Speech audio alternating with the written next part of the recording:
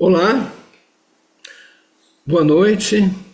Muito obrigado aí pela presença de todos. Estamos vendo aqui que tem já várias pessoas engajadas aí nessa live. Estamos muito felizes, assim, é o segundo painel Mesa Lira Tubos Sonoros. A Inês e eu estamos já com esse projeto há algum tempo, que tivemos o primeiro ano passado, e a ideia é ter, pelo menos uma vez por semestre, essa possibilidade de ouvir, né, conhecer o trabalho de pessoas, musicoterapeutas ou pessoas que trabalham com a mesalira e os tubos sonoros em diversos contextos, em diversos locais do país. E hoje estamos aí muito felizes de ter a Letícia Gracioli, né, e a Andressa Toledo, são duas musicoterapeutas, e elas vão contar para a gente aí um pouco do trabalho delas, né? Estamos muito ansiosos e felizes com essa possibilidade. A Letícia vai começar, ela vai se apresentar, tem mais ou menos uns 20 minutos. Depois a gente vai ter o momento da Andressa, que também vai contar sobre o trabalho dela. E a gente está recebendo aí, então as perguntas, os comentários de vocês no chat. A Inês vai estar acompanhando isso. E depois que as duas se apresentarem, então a gente vai fazer aí olhar as perguntas e repassar para elas, e a gente pode ir a ter um bate-papo sobre isso tudo, tá bom? Então, muito obrigado, e vou passar então já a palavra para Letícia. Então, muito obrigado, Letícia, muito obrigado, Andressa. Vamos lá, que seja um momento muito gostoso aqui entre nós. Boa noite a todos. Primeiramente, eu gostaria de agradecer ao Marcelo e à Inês por essa oportunidade, né? Tão maravilhosa de estar aqui hoje falando um pouco sobre o meu trabalho.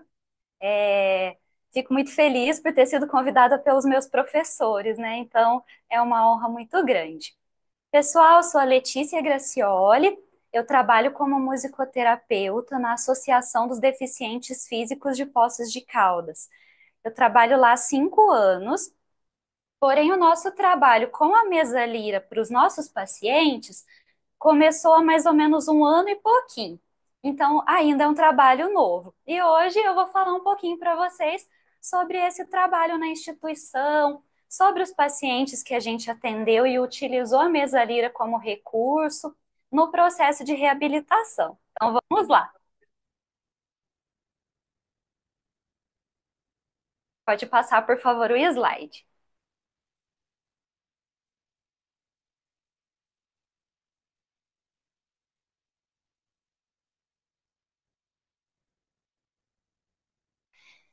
Então, eu vou falar um pouquinho do uso da terapia com mesalira e tubos sonoros no processo de reabilitação da pessoa com deficiência física.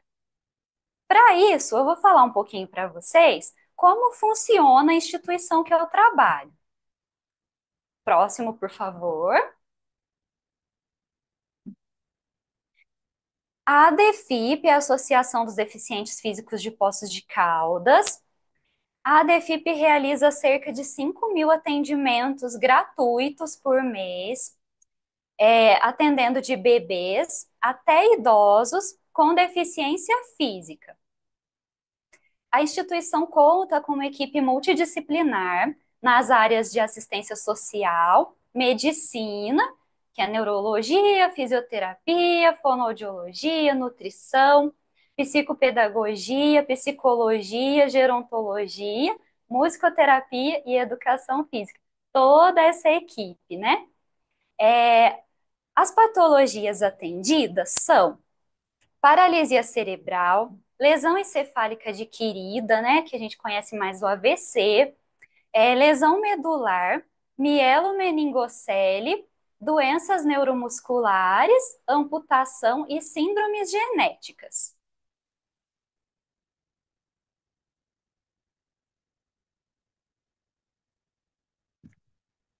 É, Só um minutinho, tá, gente? Estou organizando uma coisinha aqui. Prontinho. Então, eu vou falar um pouquinho para vocês como que o paciente é encaminhado para chegar até a terapia de mesa lira nessa instituição que eu trabalho. O paciente ele é encaminhado através do PSF, que é o Programa Saúde da Família. Então, ele vai lá no posto de saúde e vai ser encaminhado. Quando ele chega na instituição, ele passa por uma avaliação médica, que é onde vai ser definido se realmente esse paciente é um público para ser atendido nessa instituição e se ele está apto a iniciar o tratamento. Em seguida, estando apto, ele é encaminhado para uma avaliação global, que é formada por uma equipe multidisciplinar, onde é avaliado em quais setores o paciente enquadra. No caso do setor de musicoterapia, o musicoterapeuta, que fica ali naquela avaliação global junto com a equipe multidisciplinar, vai verificar se o paciente ele apresenta demanda para musicoterapia individual, musicoterapia em grupo ou a terapia com mesalira e tubos sonoros. Sendo assim, ele é inserido na lista de espera do setor. Quando ele é chamado para iniciar o tratamento com a mesalira e os tubos sonoros, ele passa novamente por uma avaliação com o musicoterapeuta, verificando sempre o prontuário do paciente, devido possíveis contraindicações. Eu coloquei ele como importante, sabendo que a gente atende pessoas que estão em tratamento de saúde, é muito importante que a gente sempre verifique o prontuário do paciente, verificando as evoluções médicas, se esse paciente ele está realmente dentro das condições, porque, pensando em pessoas com deficiência, existem muitos casos de convulsão, a pessoa ter vários episódios de convulsão, é, questões de, às vezes, algum tumor, e a pessoa deixa passar quando vai conversar com a gente, porque ela pensa que é algo muito simples, e não é bem assim, são estímulos vibratórios, e tem que ser bom para a pessoa também, né? Tem que fazer bem dentro desse tratamento do paciente. Então, às vezes, as questões cognitivas também não permitem que a pessoa passe para a gente as informações exatas. Então, a gente sempre tem que estar atento aos prontuários. Próximo. Então, vou falar agora um pouquinho das patologias que eu atendi no setor de musicoterapia, na instituição, com a mesa Lyra e tubos sonoros. Eu vou falar um pouquinho dos sintomas de cada patologia e dos resultados que a gente obteve.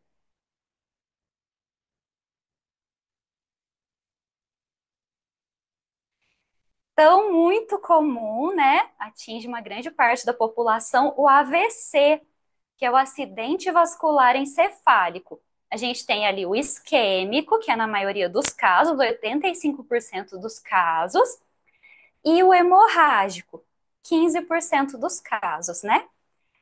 Ali vocês podem ver na imagem, tem alguns dos sintomas, né, que a pessoa sente quando ela tem o AVC.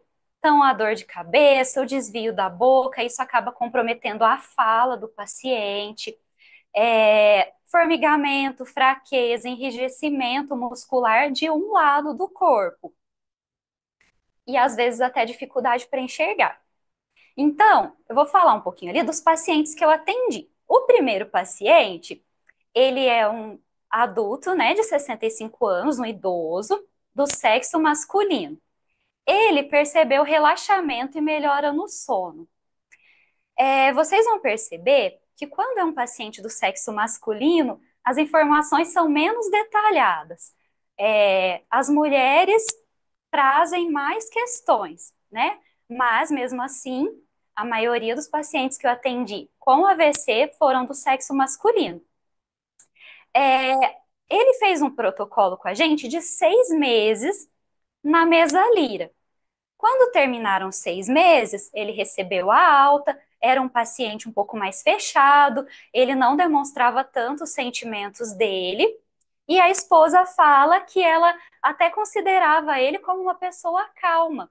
Mas o que que acontece? Quando ele terminou a terapia com mesa Lira, passaram alguns meses, ela percebeu que ele passou a movimentar muito na cama, dificuldade para dormir.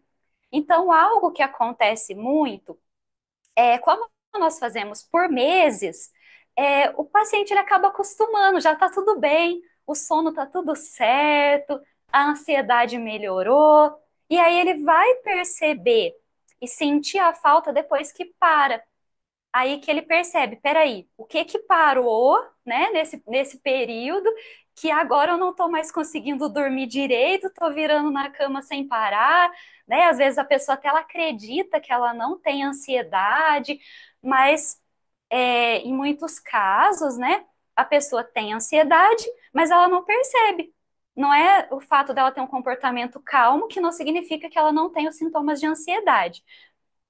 O próximo paciente, ele de 55 anos, do sexo masculino também, ele tinha dormência do lado esquerdo devido a AVC e muita rigidez nos membros. Esse paciente, no início, ele não conseguia nem deitar na mesa lira. Eu precisava de ajuda de um auxiliar de terapia para vir, para colocar ele. E o processo de reabilitação dele foi muito bacana, porque no final ele já vinha andando sozinho até a mesa lira, já conseguia deitar sozinho, e ele era um paciente muito tranquilo com relação à ansiedade, depressão, ele não tinha esses sintomas, ele também não tinha insônia, mas ele começou a perceber que para ele realizar as atividades físicas, que, pensando que é um tratamento multidisciplinar, ele precisava fazer fisioterapia e outras coisas. Ele percebeu que quando ele fazia mesa lira, ele ficava mais disposto e ele realizava com maior facilidade.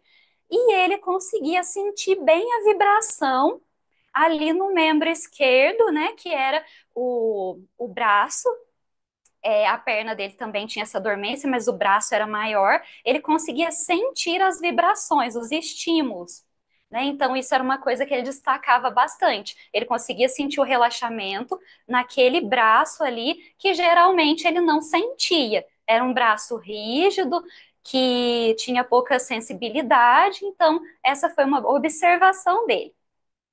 Vamos lá para o próximo.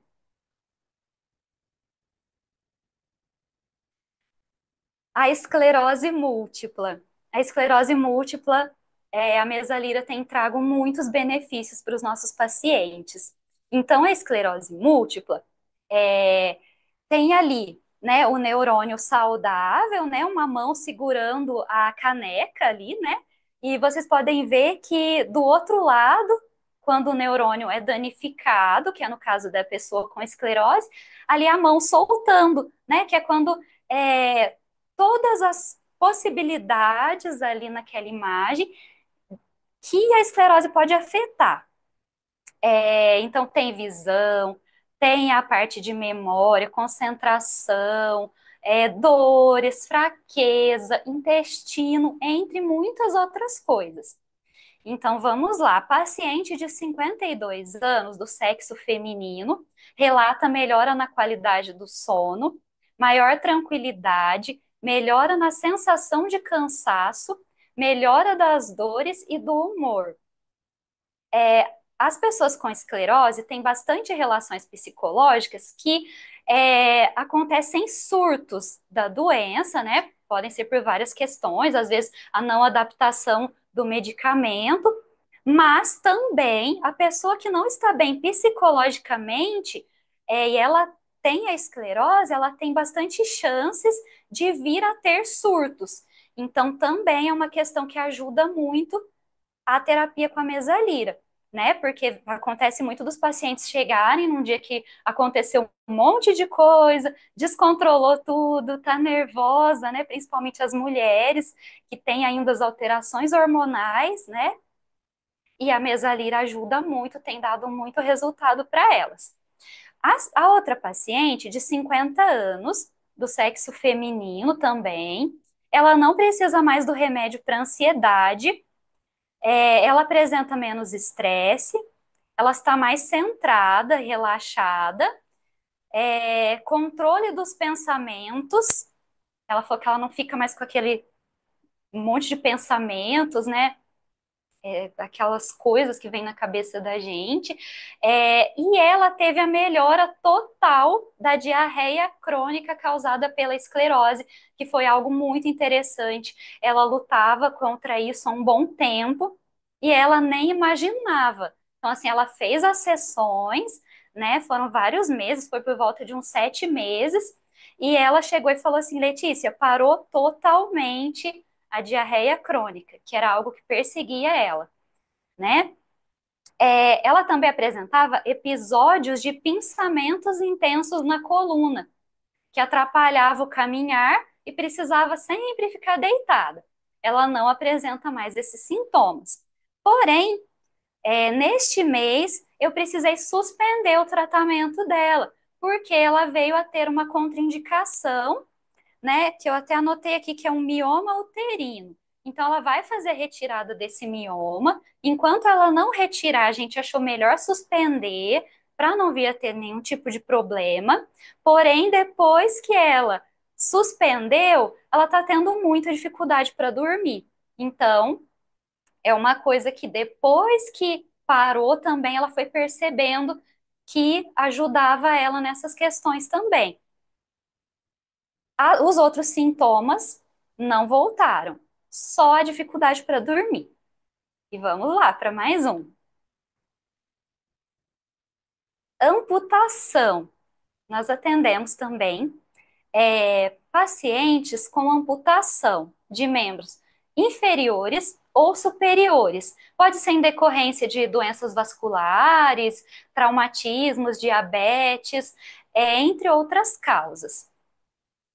O que que acontece? Quando a pessoa passa pela amputação, ela perdeu aquele membro, então ela perdeu uma parte de si e ela precisa se reinventar, né? Ela acorda diante de um procedimento que ela passou e ela precisa ressignificar. Então, trauma hospitalar, entre outras coisas, afetam os sentimentos dessa pessoa, que é o caso ali, né, do paciente de 31 anos, do sexo masculino, bem jovem ele.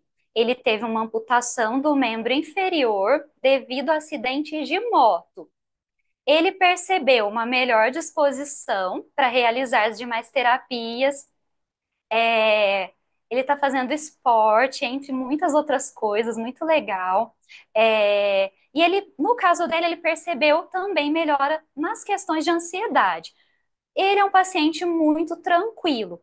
Mesmo assim, ele traz alguns sintomas de dificuldade para dormir, né, que ele tinha. Então, esse paciente passou também por 6 meses e ele percebeu essa melhora, né, nos sintomas de ansiedade e maior disposição. O outro paciente é de 61 anos, do sexo masculino, amputação do membro inferior por complicações de diabetes. Ele apresentava sentimentos traumáticos devido aos procedimentos hospitalares, episódios recorrentes de choro, ele chorava muito. A gente ia tentar conversar um pouquinho com ele não conseguia contar e ele chorava muito, o tempo todo, assim. Ele tinha estresse, um sentimento muito grande de tristeza, ansiedade, e ele fala que melhoraram todos esses sintomas. E ele se transformou. Quem vê ele antes, né, lá na instituição, chorando e triste, não conseguia contar, e mudou totalmente a rotina dele. Ele era um motorista de van escolar, de repente, ele se vê ali naquela situação. E hoje, uma pessoa totalmente alegre, já fez várias coisas assim diferentes, teatro, ele fez um personagem de Papai Noel lá pra gente, para alegrar as crianças, e ele exala alegria hoje. E esse paciente, ele quis enviar um áudio, o Marcelo vai ver se vai ser possível colocar, porque foi muito importante para ele. Aí eu gostaria de ver se é possível, Marcelo, colocar o áudio dele para a gente. Sim, um minutinho só, peraí. Tá, joia. Bom dia, Letícia, tudo bem? Venho fazer um comentário sobre a mesa livre. Letícia, eu cheguei na Letícia totalmente isolado, mentalmente, cheguei depressivo. E aí foi fazendo o tratamento com você, foi regulando, fiquei tudo regulado. Mas graças a Deus foi maravilhoso a minha vida. Não tenho depressão, estou super bem, reguladinho. Deu para ouvir tudo direitinho, né? Ele é muito grato, né? Ele é uma pessoa assim muito querida também. E eu gostaria de deixar esse áudio que ele mandou com muito carinho, né? Ele tem toda essa consideração pela ajuda que foi para ele, né? Pelo benefício que foi para ele. E agora eu vou para a próxima, né? Que é a última patologia que eu vou falar hoje, né? Lembrando que eu atendi algumas patologias de adultos. Mesmo a instituição atendendo de bebês até idosos, nós preferimos iniciar com os adultos, né? Mas neste mês eu iniciei também com uma criança, que depois vocês vão ver no vídeo que a gente vai passar daqui a pouquinho. Eu queria muito falar da lesão medular, essa paciente, porque foi muito importante devido à situação dela. Essa paciente de lesão medular, de 45 anos, do sexo feminino, ela teve um acidente de carro. A cicatriz dela afeta desde o início ali lá em cima da torácica até a lombar. É uma cicatriz bem grande, né? Eu deixei até a imagem ali para vocês terem uma noção que é da parte superior da torácica e afeta até uma parte da lombar. No laudo médico dela consta dor crônica intratável, porque até agora eles não conseguiram encontrar nenhum tipo de tratamento que alivie a dor dela. Essa cicatriz, né, toda grande ali que eu falei para vocês, ela é super sensível. Então, ela não consegue usar qualquer tipo de tecido. Ela precisa usar algodão, porque até roupa, tecido ali, ela sente dor. Ela tentou ao todo 13 tipos de procedimentos para a dor, incluindo o canabidiol, morfina e esse teste BIT, que ela me explicou, me mandou algumas coisas, é uma injeção de morfina na medula. Se eu estiver falando alguma coisa assim um pouquinho diferente, né, da parte mais médica, é porque realmente foi o que ela me explicou, que ela me mostrou como que é feito, né? E é tudo muito forte, causa muita reação adversa, enjoo, tontura, muita coisa muito agressiva que ela precisou tentar para essa dor e ela não teve sucesso em nenhum dos 13 tipos de procedimentos que ela tentou. Quando ela realiza a terapia com mesalira, ela sente naquela região que é tão sensível, que ela tem tanta dor, ela sente como se fossem uns dedos massageando aquele local, né? Lembrando que é um local que ela tem tanta sensibilidade que não é qualquer tecido que pode encostar ali. Porém, quando ela está na mesalira, ela sente essa massagem suave ali no local. Uma dor também que alivia muito é uma dor que ela tem na panturrilha, que também é sequela, né, dessa lesão dela, ela sente esse alívio e ela consegue ter um momento de relaxamento, porque ela é uma pessoa que 24 horas por dia sente dor. Então, às vezes, quando a gente pensa assim, nossa, mas é só isso de benefício, né, que ela teve, mas é só o relaxamento, é só esse momento. Para uma pessoa que passou por 13 tipos de procedimentos tão agressivos e não conseguiu ter um alívio, essa pessoa nesse momento ter, né, esse alívio é muito importante. Então, ela é uma paciente que, para ela, está sendo toda a diferença na vida dela, a mesalira, ela ter esses minutos de relaxamento e de alívio. E essa era a minha finalização. E eu gostaria só de finalizar com um vídeo bem rápido, mostrando um pouquinho dos nossos pacientes, né? E aí o Marcelo vai estar passando ali para a gente. Esse é o nosso primeiro paciente infantil. Já tem sintomas de ansiedade também.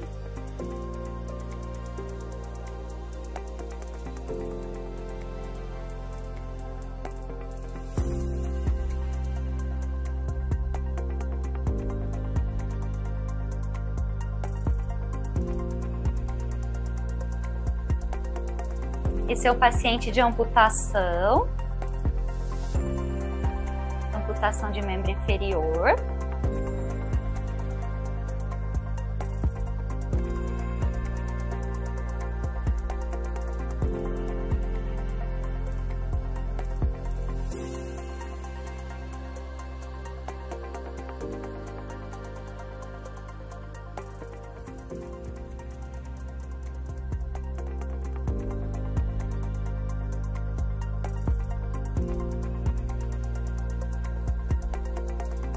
E esse foi o primeiro paciente da DFIP que eu tive a oportunidade de atender na Mesalira.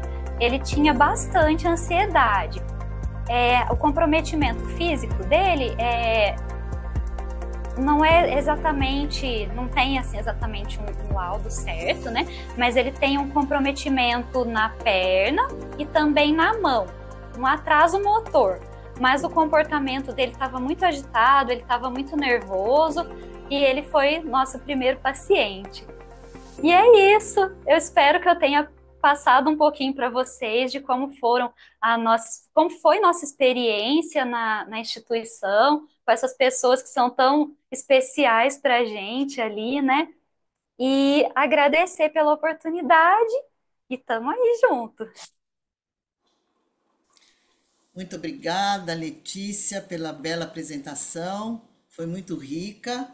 Nossa, trouxe muitos caminhos aí da Mesalira. Você mostrou várias possibilidades da Mesalira em diferentes patologias e sintomas. E isso foi muito bom, muito rico. Muito obrigada. Legal, legal, Letícia. Muito obrigado mesmo, né? Muito lindo o trabalho. É bom ver isso assim acontecendo, né? De contextos tão diferentes daquilo que a gente até podia imaginar a princípio e que já espero, realmente deu para ver que está ajudando muita gente. Muito bom. Com certeza, eu agradeço muito. E agora, então, a gente passa para a Andressa. Bem-vinda, Andressa, que bom. Vamos somar aqui, tá? Olá. A palavra está com você. É uma alegria imensa estar aqui com vocês, te ouvir, Letícia, que tem... agora preciso descrever isso aí, que riqueza, uau, talvez eu até tenha escrito também, eu já quero ter acesso a esse material, fantástico. Bom, quero agradecer a Maria Inês, então, Marcelo Petraglia, aí, pelo convite, e a gente deu o título aí da intervenção músico-psicoterapêutica com a Mesalira como tratamento para ansiedade e depressão. Mas eu senti de fazer a introdução com a pesquisa que a gente desenvolveu agora em 2018, a falar agora, mas já tem 7 anos, né?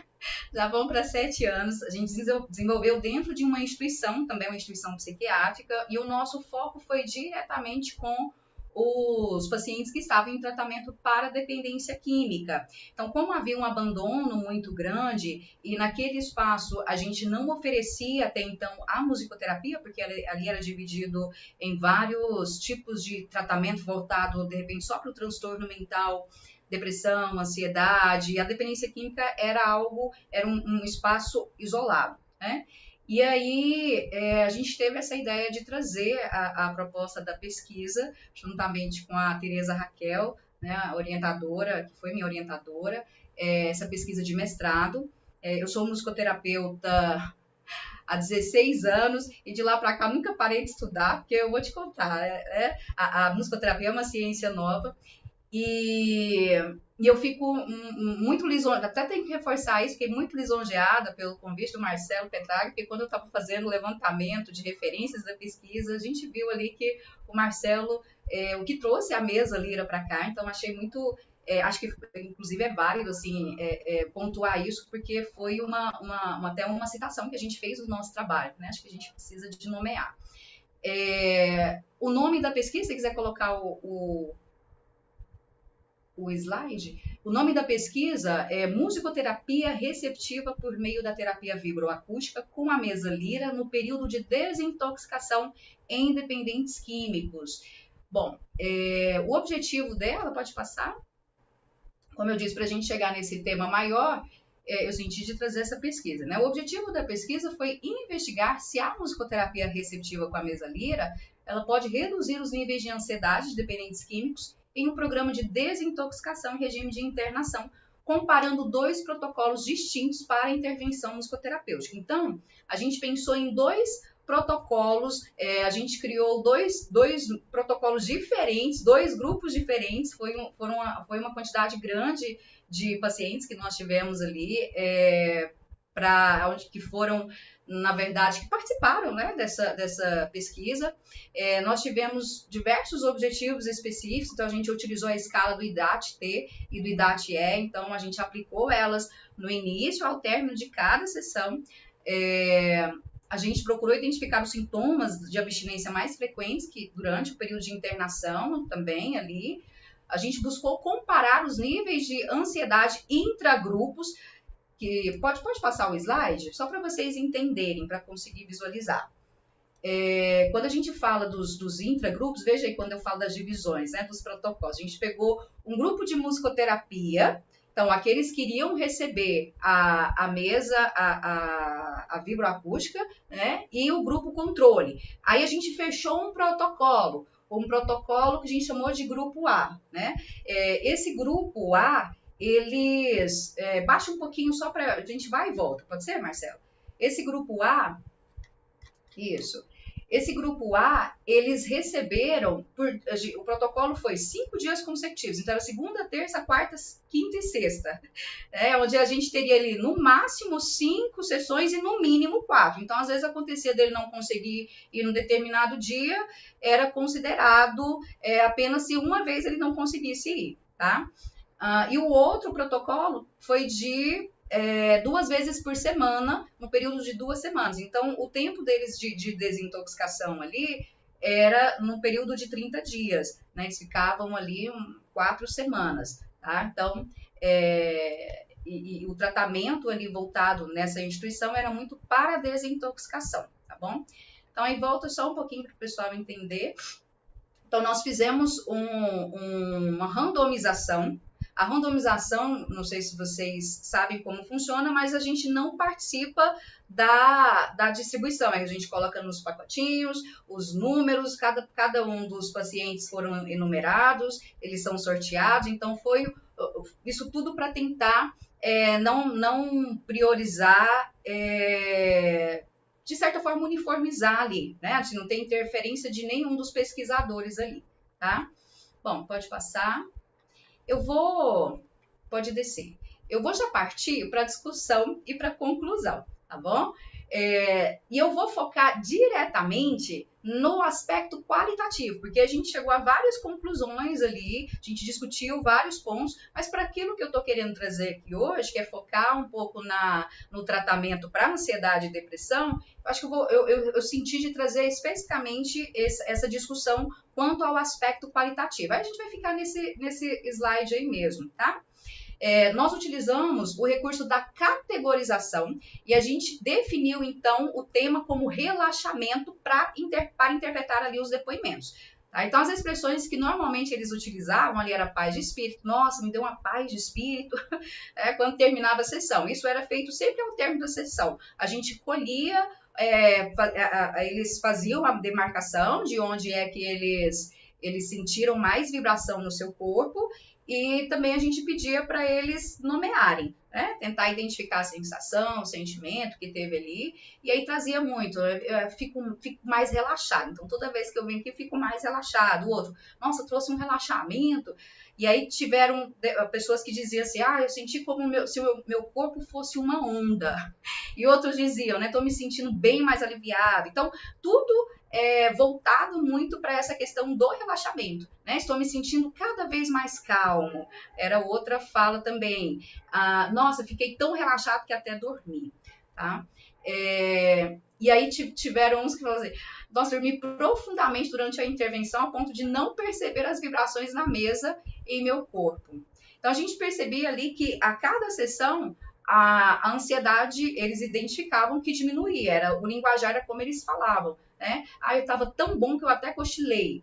Aí eu percebi o meu corpo mais relaxado. Então, essas falas eram comuns de todos eles.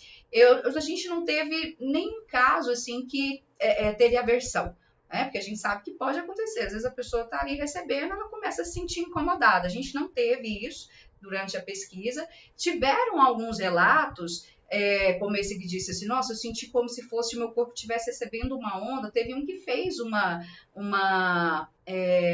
trouxe ali, se remeteu ali a uma memória de um acidente que ele tinha vivenciado e que desde então ele sentia muitas dores na coluna. E nisso ele traz essa experiência que para ele foi traumática, não só emocional, mas também física. E aí ele disse, olha, eu senti como se estivesse saindo algo de mim. Ele dizia assim, né?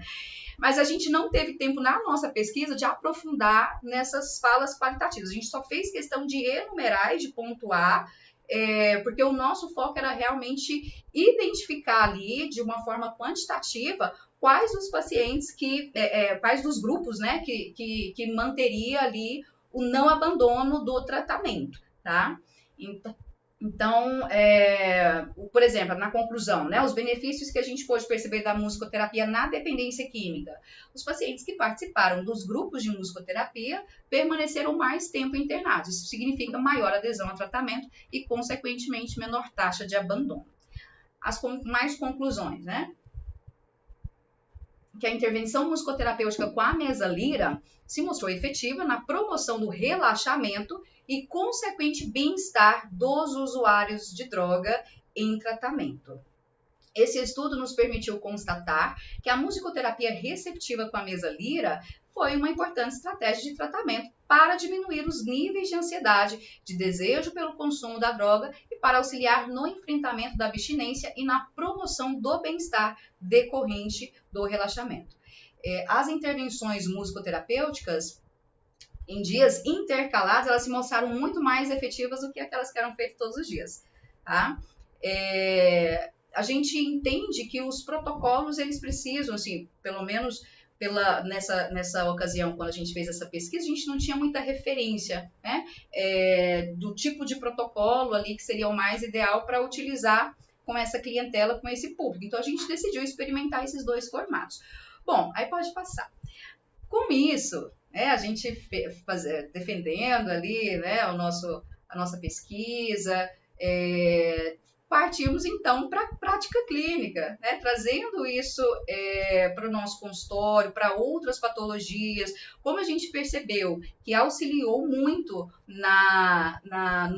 nos níveis de ansiedade dos pacientes que ali estavam, a gente entendeu que também isso poderia ser positivo para casos de depressão, né? Porque a depressão, muitas das vezes, ela está correlacionada com a ansiedade. Aí, nisso, eu particularmente fui fazer as minhas pesquisas pessoais para poder potencializar e levar isso cada vez mais ali para o consultório. Então, assim, quando a gente fala em ansiedade, acho que eu vou trazer alguns conceitos aqui que talvez seja para muitos dos que estão nos ouvindo aqui muito palpáveis, mas eu acho que é importante trazer para a gente conseguir visualizar de uma forma mais prática a teoria, né? Então, a ansiedade, a gente sabe que é uma resposta natural do organismo diante de situações percebidas como ameaçadoras, que em níveis moderados ela é benéfica, né? Pois ela prepara ali o corpo para agir, mas a gente sabe que quando ela é desproporcional, ela vai então tornar-se patológica e vai prejudicar a qualidade de vida. Então, a gente tem os sintomas de ansiedade físico, né? A aceleração do coração cardíaco, respiração curta ou ofegante, tensão muscular e dores no corpo, sensação de aperto no peito, sudorese e tremores, problemas gastrointestinais, como as dores de estômago, a náusea. A gente sabe que tem também os sintomas psicológicos e emocionais, que é preocupação excessiva e constante, medo intenso ali ou sensação de perigo iminente, dificuldade de concentração, inquietação e dificuldade de relaxar, insônia ou sono fragmentado, irritabilidade, né? Então, a gente, como eu bem coloquei, a ansiedade e a depressão, apesar de elas serem transtornos distintos, elas podem, de alguma forma, coexistir ali e compartilhar com alguns sintomas. Então, para a gente também ter clareza dos sintomas de depressão, né? Para a gente trazer aqui, para reforçar, tá? Fadiga, sintomas físicos, fadiga e falta de energia, alterações no apetite e peso, ou para mais ou para menos, insônia ou excesso de sono, dores crônicas sem causa aparente, lentidão nos movimentos e no pensamento, e os sintomas psicológicos, emocionais, tristeza persistente, desesperança, falta de interesse ou prazer em atividades antes apreciadas, sentimentos de culpa e inutilidade, dificuldade de concentração e tomada de decisões, pensamentos negativos recorrentes, enfim. Aqui, inclusive, esses pensamentos negativos tem-se aí os pensamentos de morte, né, ou até de suicídio. Então, assim, eu trouxe, claro que se a gente for olhar lá pelo CID-10, olhar pelo DSM, a gente vai ver que tem as especificações mais técnicas, né? Então, eu trouxe aqui de uma forma mais popularizada para a gente, né? Então, como que a mesalira, ela pode ali ajudar nesse tratamento? Bom, primeiro ponto, ela vai estimular o sistema nervoso parasimpático, né? Quando a gente faz esse movimento que a Letícia trouxe aí de tocar, né, a mesa, a pessoa recebendo ali a vibração diretamente no corpo dela, o que a gente percebe? Diminuição. E aí, por que tem essa sensação de relaxamento? Porque quando ele ativa diretamente o sistema nervoso parasimpático, vai diminuir a frequência cardíaca, sim. E aí, claro, vai depender da forma que o musicoterapeuta ali estiver manuseando o instrumento, né? Ou aquele que estiver tocando. Eu, particularmente, gosto e entro, normalmente, depende muito do caso. Quando a pessoa chega para mim em um dia um pouco mais com uma hiperatividade física, normalmente eu inicio mais rápido, com uma velocidade rápida, eu fico um tempo ali, vou e volto, e depois eu vou diminuindo. Então, eu entro de acordo ali no time, né, no tempo dela, e aí eu vou trazendo ela comigo e desacelerando, até para ela conseguir sustentar um tempo maior ali junto à mesa. Eu tenho casos hoje de TDAH, que eu tenho muitos adolescentes, né, que normalmente, às vezes, crianças também de 8, 9 anos, que tem uma hiperatividade verbal muito grande, fala muito. Eu não paro ali na mesa para falar assim, senta, silêncio, inspira, respira, solta o ar, como acontece com adulto, normalmente, que está com depressão ou que está com a própria ansiedade. Eu já consigo dar esses comandos e eles vão respeitar ali, né? Mas a criança, normalmente eu deixo ela trazendo, ela quer conversar, ela vai conversando, porque ela vai recebendo a vibração ao mesmo tempo, né? E aí, por exemplo, crianças que eu pego de TDAH, que tem, eu sei que eu estou trazendo para estendendo um pouco e ampliando, né, saindo um pouco da ansiedade e depressão, mas porque nesses casos de TDAH a gente vê muita ansiedade presente nas crianças, né? E aí, quando a gente faz esse movimento, elas vão trazendo, a gente sai dali e vai porque eu sou psicopedagoga também, nos dados momentos a gente trabalha os desafios que a criança precisa ali de dar conta, de enfrentar. A gente vê a diferença que é para ela finalizar uma atividade. Então, ela inicia, mesmo ela conversando e falando e recebendo ali aquela vibração, a vibroacústica, né, no corpo ali diretamente, que a gente chama de somatosensorial, né, ela consegue, quando desce da mesa, diferente de quando ela não passa pela experiência da vibroacústica, ela não consegue, quando ela encontra um desafio, ela já, não, vamos outra coisa, já não quer. Quando ela sai dali, ela consegue finalizar, ela consegue ter esse tempo de organização, ali, de planejamento, de pensar, ela consegue relaxar, né? Então, a gente percebe isso nitidamente, assim, claramente dentro da prática clínica. Quando a gente fala do sistema nervoso parasimpático, outro ponto é o relaxamento muscular, é o alívio de estresse, é a redução dos níveis de cortisol, né? E na ansiedade, ela vai ajudar a interromper a resposta de luta ou fuga, que aí rapidamente aquele estado de alerta constante, né? E na depressão, vai promover estado fisiológico de bem-estar, um alívio da fadiga e sensação de peso corporal. Tive muitos casos de depressão que eu peguei, às vezes associados ali com a fibromialgia. A pessoa passava pela experiência, era incrível, assim, o quanto que a gente tinha uma resposta que verificava nitidamente na expressão facial da pessoa. E aí, quando eu falo da intervenção músico-psicoterapêutica, é porque a gente envolve também depois, não é tão somente a experiência na mesa, né? A gente, depois do tempo na mesa, a gente vai conversar. Então, a gente sabe que a mesa vibroacústica, ela pode provocar alterações de consciência. E ali, eu já tive várias ocasiões, no caso de depressão, onde outro caso, né, a pessoa dizia assim, nossa, eu tive a sensação que eu estava em um caixão, e ela estava já vivenciando muito uma morte viva, né? Depressão profunda mesmo, muito pensamento de morte, e a gente pôde trabalhar aquilo e elaborar aquilo. Ou seja, a gente casando aí a utilização, né, da mesa lira como instrumento ali, e depois trazendo o que emergia ali para fazer um processo de elaboração através da fala mesmo, tá? Então, a gente percebia, a gente entende também que com a utilização da mesa lira, havia também a regulação das ondas cerebrais ali, tanto as ondas, como é que seria isso, né? Pensar nas ondas betas, que seria a alta atividade mental, que seria uma redução para nível mais equilibrado, melhorando a clareza mental sem hiperatividade, que normalmente era os casos, é onde eu alcançava com as crianças, eu alcanço com as crianças com hiperatividade, né? Com TDAH.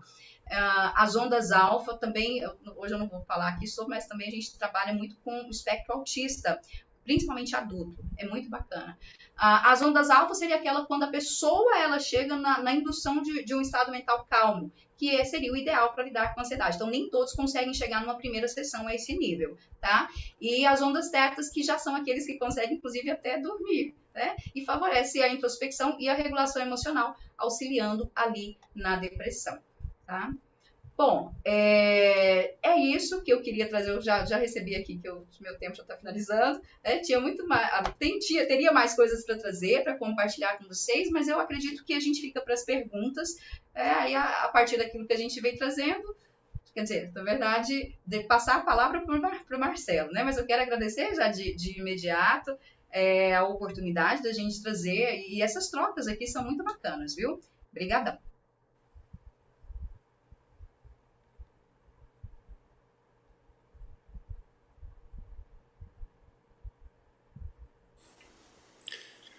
Oi, legal, Anderson. Muito obrigado pela compartilhar a tua experiência. E acho que a gente leu, né, tua dissertação de mestrado, né? Isso foi muito bom. Foi uma surpresa, na verdade, saber que tinha alguém que tinha feito isso, né, nunca podia imaginar, assim, e ficamos muito felizes, né? E acho que são essas contribuições de pesquisa, elas são extremamente importantes para a gente poder desenvolver esse trabalho, né? Ele é uma ferramenta, né? A mesa lira é uma ferramenta, como qualquer outro instrumento. Isso. E agora a questão é exatamente o que a gente faz com ela, como é que a gente entende, né, a ação dela nos diversos contextos, e a gente está bem consciente que é uma coisa bastante complexa isso, né? Não é tão simples assim. E por isso a somatória de experiências de vários pontos de vista, diversos contextos, eu acho que é isso que vai poder ajudar a gente a construir uma imagem um pouco mais tangível, né, do que essa ferramenta pode oferecer e como é que a gente deve trabalhar com ela, né? Eu não sei, acho que agora é o momento da gente ouvir perguntas nossas mesmo, ou dos participantes, eu não sei. Acho que a Inês estava acompanhando um pouquinho aí o chat.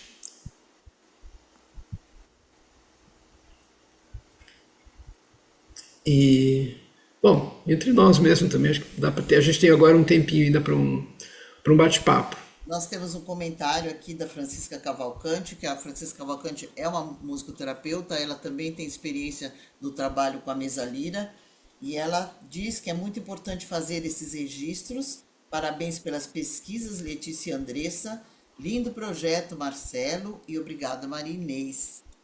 Obrigada, Chica. Muito obrigada, um abraço. Não temos mais perguntas. Uhum. Bom, pergunta a gente sempre tem. Não, sim, aqui das pessoas que estavam, porque eram muitas pessoas, mas não... Sim. Então, assim, acho que eu ouvindo vocês duas, né?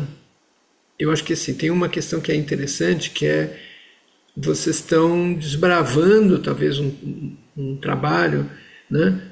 Com públicos e com em contextos, né?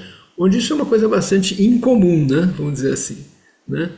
É, e é talvez a pergunta para as duas, na verdade, como é que vocês, assim, foi muito legal ouvir, né, Letícia, o áudio que você mandou, né, do relato dessa pessoa que você atendeu, que assim, eu não sei, posso estar sendo assim, mas essa pessoa foi talvez seja a primeira vez na vida que ela teve talvez um contato com uma terapia assim, né? Isso. E no caso da Andressa também, né, o público que ela estava atendendo, né, para essas pessoas eu imagino que devia ser algo muito novo, muito inusitado, né?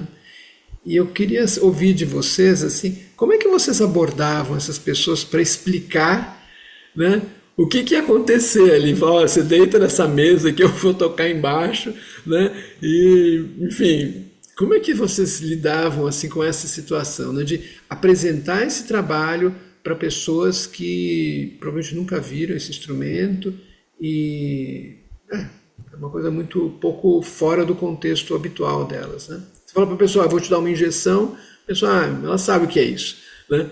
Agora, você vai deitar na mesa lira, não é uma coisa tão corriqueira assim, né? Como é que vocês explicavam isso para essas pessoas? Como é que vocês abordavam? Como é que vocês introduziam o processo para elas? Aí vocês escolhem quem quer começar. Quer falar, Letícia? Pode, pode ser, Andressa. Primeiramente, Eu? parabenizar a Andressa Ah, pelo trabalho maravilhoso. É muito ganho para mim poder receber essas informações também. Acho que é muito legal essa troca de experiência. Respondendo à pergunta, Marcelo, no meu caso, para cada paciente, eu faço uma abordagem diferente, porque eu tenho que pensar se ele vai ter algum comprometimento cognitivo para entender, então talvez eu tenha que explicar de uma forma mais lúdica, mas no geral, o paciente ele vem muito nervoso, geralmente por ser uma equipe multidisciplinar. O que que acontece? O paciente ele está com uma deficiência física. Independente se ele nasceu assim ou se ele já tinha ele adquiriu essa deficiência, as primeiras coisas que vêm na cabeça é fisioterapia, se tem comprometimento na fala, é fonoaudiologia. Quando fala musicoterapia, pelo menos aqui na minha cidade, em Poços de Caldas, que no momento só eu e o meu colega Fred que estamos atendendo, é novo. E eu vou ter que cantar. Ah, eu não gosto de cantar, eu não gosto de tocar. Então, né, primeiro a gente acolhe na sala, conversa, entende o que está acontecendo com aquele paciente. E aí, à mesa, eu mostro para ele, peço para ele colocar a mão, sentir que eu vou tocar as 42 cordas e ele vai sentir essa vibração. Aí até teve uma questão que a Andressa falou, né? Que com crianças ela vai conversando. Geralmente, no primeiro, às vezes até no segundo, na segunda sessão, eu converso enquanto vou tocando, pergunto se tá tudo bem, porque tem às vezes as dores, né? Muitos pode estar tendo dor também, tá deitado em uma posição única. Então, às vezes a primeira, a segunda sessão, eu vou tocando e conversando e vou explicando o que é que eu estou fazendo. Olha, agora vai ser a vibração para relaxamento. Você pode ir respirando com calma, explico. A primeira criança que eu atendi, né, que foi aquele menino do vídeo, eu dei o pêndulo para ele pegar, para ele entender como que funciona, porque entra numa sala, né, com uma mesa, vai ter que deitar, o que está acontecendo, o que que é isso, né? Então, acho que é bem importante esse momento de explicar o que está acontecendo, eles entenderem da forma mais simples possível, de melhor forma que eles possam entender, e depois é só eles sentirem, depois relaxa, esquece da vida, aí dorme, aí vai embora. Tenho uma pergunta para a Letícia. O do Certo. Ricardo, ele gostaria de saber qual a frequência dos atendimentos com a mesalira na clínica em que você trabalha, se é semanal, quinzenal, mensal. Ah, é bacana ele ter perguntado que durante, né, quando eu estava falando, até esqueci de comentar. Lá, todos os atendimentos são de 40 minutos, todos. No momento, a gente só consegue colocar, devido à demanda de pacientes, é bem grande, tem lista de espera, a gente só coloca para fazer a sessão uma vez na semana, de 40 minutos. Né? Esse é o protocolo para todas as terapias da instituição. Tem uma outra pergunta para a Letícia, agora estão surgindo as perguntas.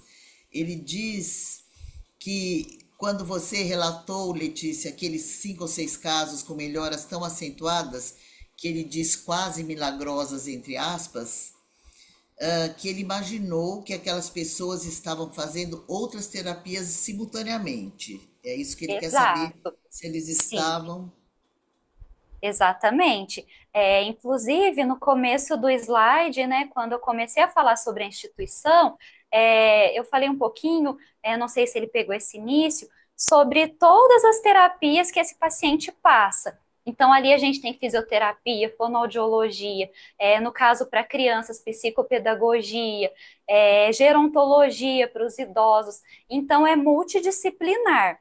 Então, assim, todos os relatos que eles trazem foi a percepção do que ajudou eles no dia a dia, a terapia com mesalira, e também no decorrer dos outros atendimentos. Tudo que a gente faz lá é multidisciplinar. Então, a gente sempre discute, a gente tem reuniões para conversar sobre cada paciente, sobre cada procedimento que ele faz. Então, se tem um objetivo de melhorar as questões de ansiedade, de insônia, ele também passa com a psicóloga, então é tudo muito alinhado, né? Então, a mesalira ajuda, sim, pensando que também a gente está trabalhando multidisciplinar, né? Quando o paciente passa por aquela avaliação global, ele é enquadrado nas demandas dele, né? Nas demandas que ele tem. Se é uma questão física de marcha, ele vai estar na fisioterapia também, né? Mas ele também tem questões emocionais, ele pode estar na mesalira e também na psicologia. Então, é um trabalho multidisciplinar. A mesma pessoa que é o Jean-Pierre, eu acho que você já respondeu a pergunta dele, porque ele diz como é que você tem essa percepção de que a mesalira foi decisiva no processo, né? E não um elemento a mais nesse pool de tratamentos do paciente, né? Mas eu acho que já foi respondido agora. Eu posso até complementar. Eu vou dar um exemplo, por exemplo, quando eu falei da lesão medular. A paciente da lesão medular, ela já recebeu alta de todos os tratamentos, porque pensando nas terapias de reabilitação, ela já concluiu todas. Não há mais o que ser trabalhado com ela. Então, com ela, eu tenho certeza de que é a mesalira, através dos relatos dela, porque hoje ela só de terapia ali, né, para ajudar ela com essas dores, esses sentimentos todos, hoje ela faz só a mesalira, porque dentro do processo de reabilitação dela, tudo que é possível ela já foi realizando. Jean-Pierre agradece suas respostas, Letícia. Eu agradeço as perguntas também. Andressa, talvez você queria ainda ouvir de você em relação àquela primeira pergunta, como é que você lidou com essa questão da introdução da mesa para os seus atendidos? Olha, na pesquisa, a gente não tinha como apresentar diretamente. Então, como era longe o nosso set, musicoterapeutas de onde eles ficava na surpresa. Quando chegava, era assim! Nossa, você que vai tocar! Então, por mais que você explicasse pelo fato deles não terem também, eu nem cheguei a mostrar foto, nem cheguei a mostrar vídeo, eu deixei ficar no ar mesmo. Então, para eles era sempre novidade. Não é diferente no meu consultório, tá? Porque eu tenho a mesa que fica ali e eu avalio, depende muito da demanda, depende muito da queixa, depende muito do paciente que chega para mim. E aí eu faço essa avaliação e analiso e verifico se realmente para ele eu vou ter efeitos ali, eu vou atingir os objetivos que a gente vai delimitar para ele. Mas nem sempre, às vezes acontece de eu querer muito entender que seria muito importante para determinada pessoa a utilização da mesa vibroacústica, nem sempre a pessoa também está totalmente aberta. Então, ela tem a experiência e não gosta muito. então eu vou para outros recursos. Isso eu sou muito tranquila, né? Mas de todos os casos, a maior parte deles, assim, é difícil que não tem, às vezes mais é criança. Criança é que recusa mais. Nossa, tem que ter um jogo de cintura. Um jogo de cintura, mais uma fala lúdica, e você vai criando todo um roteiro, toda uma narrativa para poder envolver. Essas, na verdade, quando eu vejo a necessidade, eu insisto, porque eu vejo resultado. E os pais, eles esperam, e normalmente tem a ver com a regulação emocional, normalmente tem a ver com o desenvolvimento também, como que ele vai desenvolver na escola, questão da concentração, do foco. Então, quando a gente fala, às vezes as pessoas pensam assim, né? Então todas as vezes eu vou ter que ir lá na mesa vibroacústica, receber aquilo ali, para eu poder relaxar para fazer a tarefa. Não, gente, existe a neuroplasticidade hoje em dia. Quanto mais você faz esse treinamento e você faz esse tipo de... O cérebro, através... Eu não entrei, por exemplo, na questão do nervo vago, mas o nervo vago, ele vai receber as vibrações diretas. Ele está bem aqui nas costas. E ele faz essa comunicação com as emoções e com o lobo frontal ali, né? Com o cérebro acima. Então, quando a pessoa vai recebendo essas vibrações e a gente vai intercalando com novas tarefas, o cérebro vai descobrindo novos caminhos. Então, eu tenho muitos casos de criança que passaram até... Eu preciso de escrever isso, só preciso escrever. Né, Letícia? E aí, quando as crianças passam pelo acompanhamento da mesa vibroacústica, basta umas 6 sessões.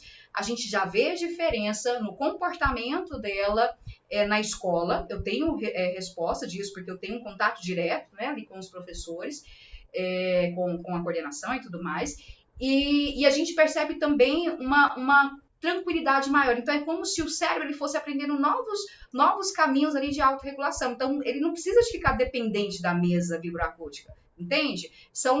É um tempo que a gente fica ali, e depois a gente volta. Tanto é que eu tenho casos, no caso da fibromialgia, eu tô estendendo, né, Marcelo? Qualquer coisa me corta, Marcelo.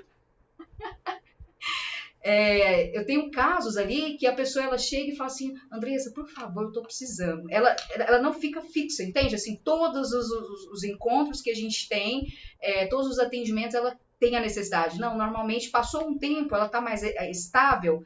Quando ela começa a perceber que tá entrando em crise, Andressa, eu tô precisando. E aí isso tem muito a ver, inclusive, com pessoas assim que têm quadros depressivos, que começa quando eu percebo que a mesa vibroacústica ela entra como manutenção. A gente precisa de fazer manutenção. Por quê? Porque quando ela vai aprendendo esse novo caminho de novos hábitos, novos pensamentos, chega um momento que às vezes ela não consegue sustentar aquilo, né? O caminho que foi aprendido, ele vai voltando. Então a gente tem que estar sempre fazendo manutenção. Isso acontece, né? Agora, um outro ponto, Marcelo, que eu acho interessante também, que eu não comentei, são os casos de psicose.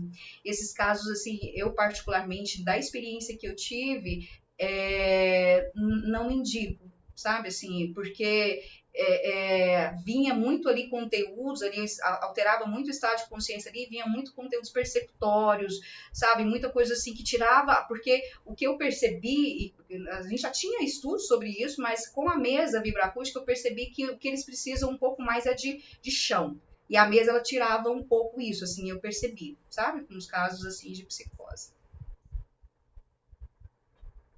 Sim, faz sentido isso. A mesa não é uma panaceia universal, né? Ela tem uma tendência e acho que tem que aproveitar o que ela tem de bom e saber onde também não é adequado, né? E talvez aí usar outros recursos, né? Sim.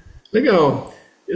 Acho que tem mais uma pergunta aí, Inês? Tem sim. O Ricardo, que ele, na verdade, ele achou assim fantástica, Andressa, seu relato na pesquisa com adictos, porque ele amanhã vai iniciar um trabalho numa comunidade terapêutica para dependentes químicos, né? E aí ele diz que foi um combustível a mais para ele ter certeza que ele poderá ser útil para essas pessoas. Achei bem bacana também.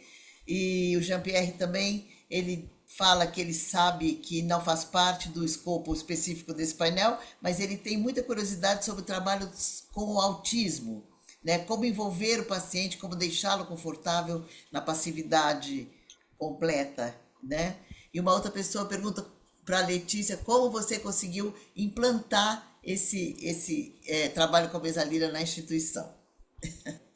E o Jean-Pierre fala: Andressa, a pesquisa de vocês chegou a medir a variabilidade da frequência cardíaca com aquele aparelhinho? Isso é uma pergunta para a Andressa. E aí começa, que eu começo? Pode começar, Andressa, que eu acho que as suas perguntas são um pouco mais complexas. Pode Olha, responder primeiro.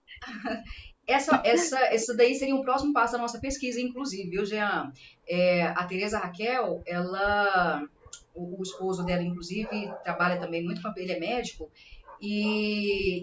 eu, se eu não me engano, não sei se ela chegou a escrever, ela começou a fazer o estudo, como é que chama, gente? A neuroimagem, né? Para poder identificar o que no cérebro é ativado ali no momento. Mas eu, particularmente, na nossa pesquisa, ela foi muito mais clínica, tá, Pierre? A gente fez a observação clínica, a gente fez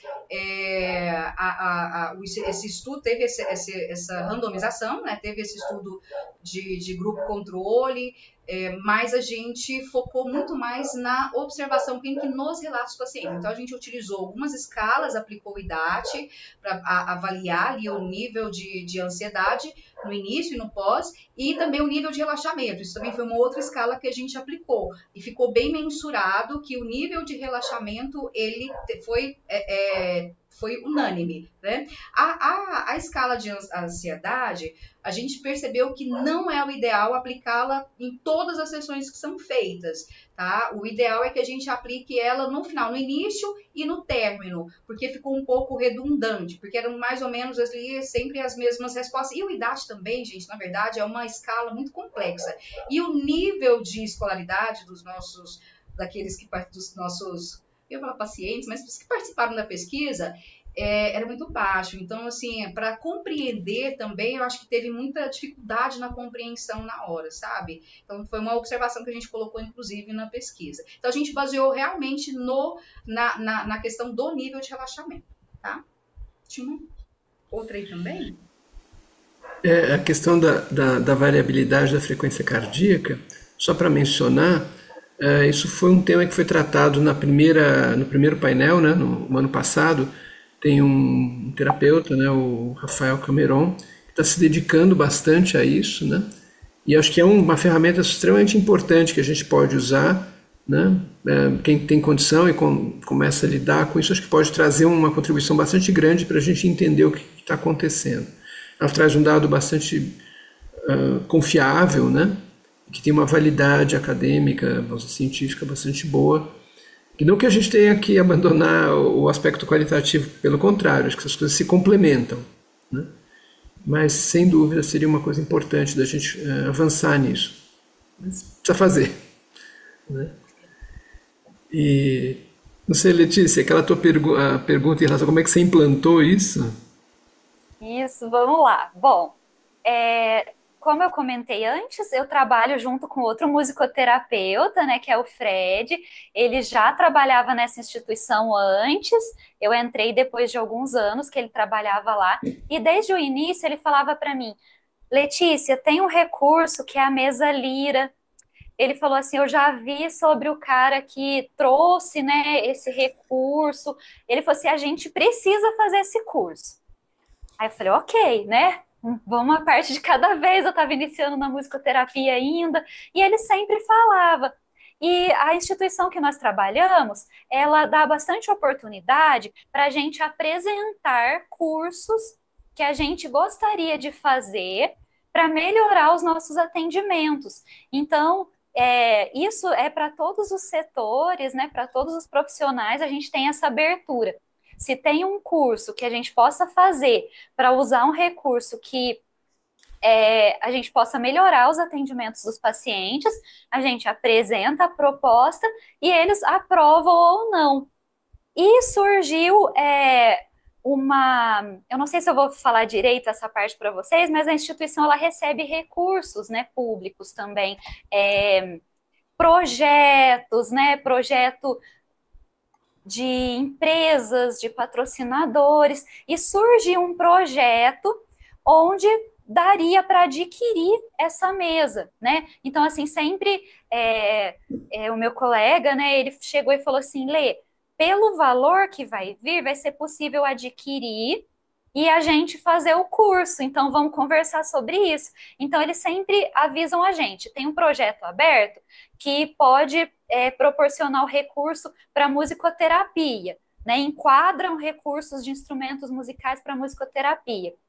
Aí eles avisam a gente antes. Então, a gente vai buscar as possibilidades e foi através dele, né, que eu pude fazer esse curso. A coordenação e a direção da instituição aprovaram assim que eles viram, né? E nós fizemos o curso com o Marcelo e com a Inês, né? Fomos até São Paulo e a instituição conseguiu, através do projeto, adquirir a mesa Lira para implantar para os nossos pacientes. E uma coisa bem bacana é que a nossa instituição ela tem uma cooperação técnica de que algumas patologias, inclusive algumas que eu falei hoje, são atendidas com o apoio da ACD, né? Eles proporcionam cursos, e entre várias coisas para a gente, a CD de São Paulo, que é bem grande, e eles foram conhecer a mesa Lira através da gente, né? Então foi muito legal essa troca, né? Que eles fornecem conhecimento para a gente da área técnica, e quando foi a questão da mesa Lira, a gente pôde proporcionar deles conhecerem através da gente também.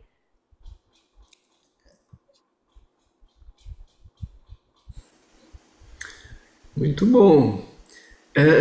Andressa, não sei se tinha ainda alguma coisa que, na hora que, desculpa, eu passei para a Letícia, se tinha alguma resposta, né, que você ia dar. Não, é porque o Jean-Pierre comentou aqui sobre o autismo, o trabalho com autismo, mas algum painel talvez vocês irão trazer específico? Eu tenho tido muita experiência, assim, muito bacana. Porque a maior parte, principalmente nível 2, a gente vê uma hiper ou hipossensibilidade muito grande, né? Assim, tem essa questão sensorial muito forte em várias pessoas do espectro autista. E eu atendo muitos casos de adulto também do nível 1, que gostam muito, assim, eles veem a diferença, sabe, assim, na rotina deles, na questão do nível de concentração, porque normalmente o adulto do espectro autista, nível 1, ele vem com muita comorbidade de ansiedade, é muito comum, sabe, às vezes tem casos que vem TDAH, e a mesa vibroacústica, ela responde muito. Agora, com crianças menorzinhas, para a gente conseguir fazer, eu já preciso de um instrumento menor para poder aproximar, para colocar no corpo, e responde muito, porque eles têm uma dificuldade maior de deitar sobre a mesa.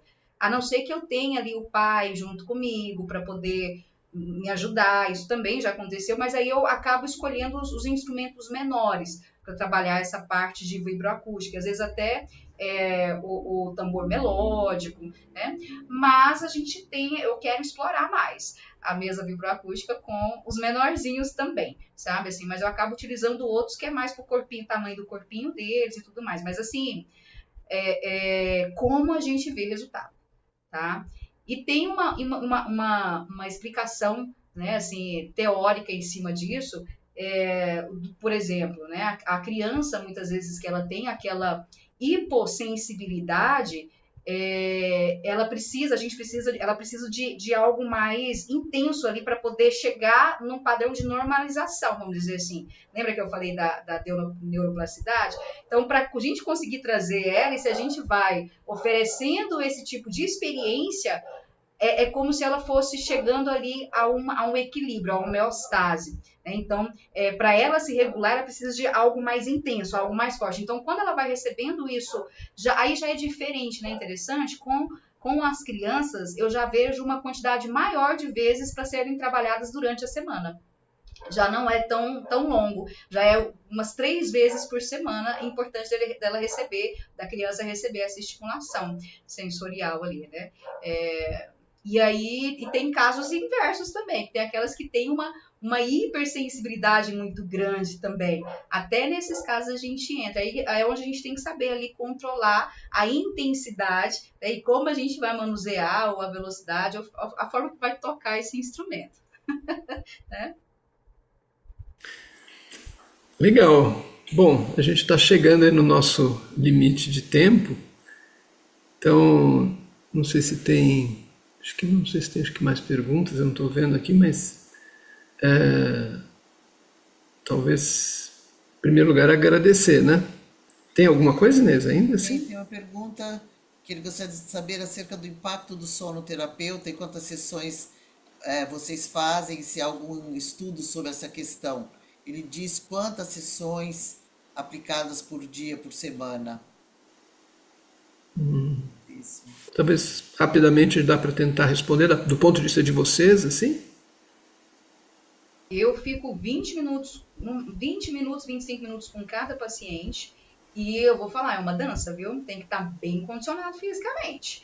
Eu não fico somente no banquinho, eu faço movimento, eu tomo muito cuidado com a minha coluna, então eu faço movimento de ir e de vir, e aí também eu não faço mais de 8 sessões por semana, tá? Eu não faço.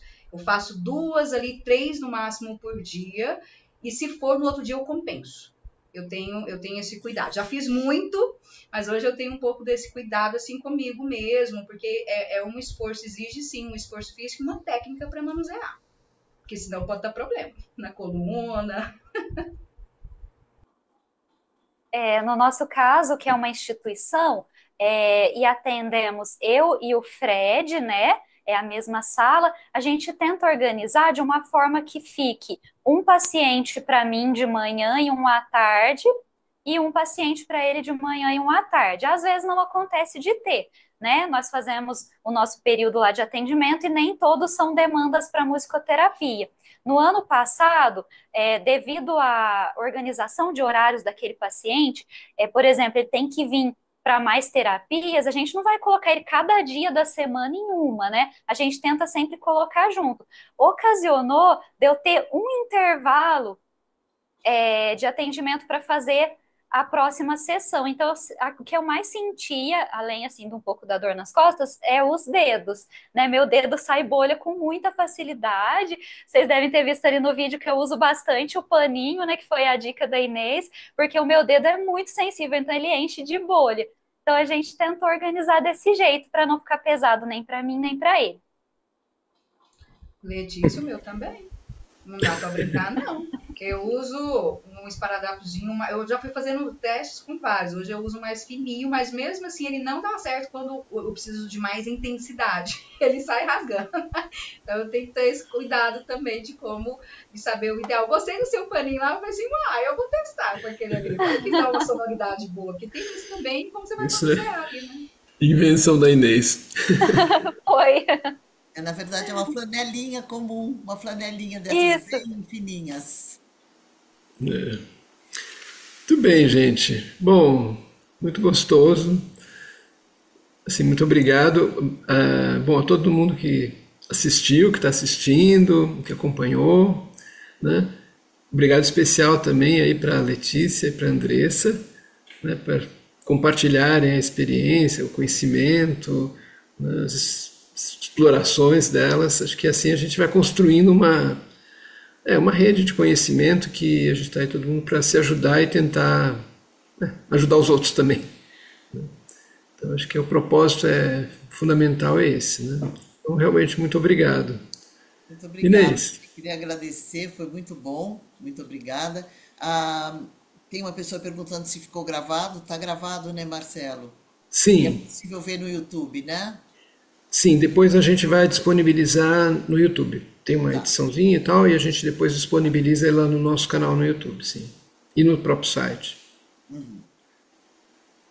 Tá bom, Então, gente. Muito obrigada, boa noite a todos os participantes, que tem bastante gente aqui ainda. Muito bom, muito obrigada. então, Obrigada, meninas. Foi muito Obrigada, maravilhoso. boa noite. Muito bonita a apresentação de vocês. Obrigada. Tchau, tchau, obrigada, gente. Tchau. legal. Então, até a próxima. Até Provavelmente a no próxima. segundo semestre a gente faz outra. Tá legal? Muito bom. Tchau. Tchau, obrigada.